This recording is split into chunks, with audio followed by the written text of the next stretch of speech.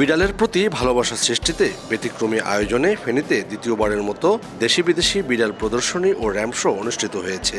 বুধবার বিকেলে ফেনী শহরের একটি কনভেনশন হলে এমন ব্যতিক্রমধর্মী আয়োজন করে ফেনী অ্যানিমালস লাভার্স নামের একটি সংগঠন। ব্যতিক্রম এমন আয়োজনকে ঘিরে অনুষ্ঠানস্থল পরিণত হয় প্রাণীপ্রেমীদের মিলন মেলায়। প্রদর্শনীতে দেশি বিদেশি জাতের অর্ধশতাধিক বিড়াল প্রদর্শিত হয়। সৌন্দর্যের মানদণ্ডের জন্য বিড়ালদের নামতে হয় প্রতিযোগিতায়। এছাড়াও তাদের র্যাম্প শো ছিল নতুন মাত্রার আকর্ষণ। ছিল বিনামূল্যে বিড়ালের ভেটেনারি চিকিৎসা সেবা, রাফেল ড্র ও পুরস্কারের আয়োজন।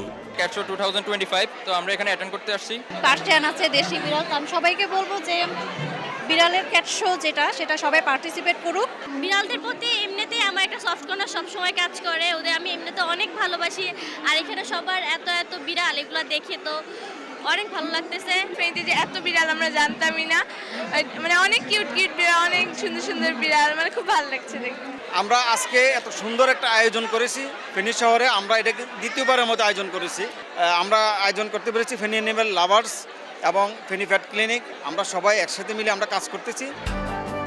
বদলে যাচ্ছে মানুষের জীবনযাত্রা। আর্থিক উন্নতির পাশাপাশি মানুষের নিজের মানসিক প্রশান্তির উদ্দেশ্যে পালন করছে বিভিন্ন প্রজাতির পোষা প্রাণী, যাদের মাধ্যমে মানুষের মনুষ্যত্বের বিকাশ ও মানবিক গুণাবলী প্রকাশ পাচ্ছে। মানুষের এই প্রশান্তির জন্য বিড়াল অন্যতম।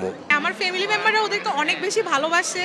আর আজকে এই বড় শোটার মধ্যে আমি পার্টিসিপেট করতে পারলে আমি নিজেকে অনেক লাকি মনে করতেছি।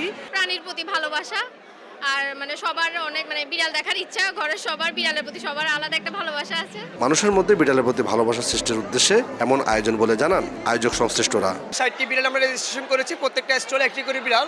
আর ফেনীর বাইরে কুমিল্লা, নোয়াখালী, তারপর হচ্ছে আপনার চিটাং, বাড়িহাট থেকে হচ্ছে আমাদের বিড়াল এই ক্যাট শোতে অংশগ্রহণ করেছে। আতিয়া সজল, সময় সংবাদ, ফেনী।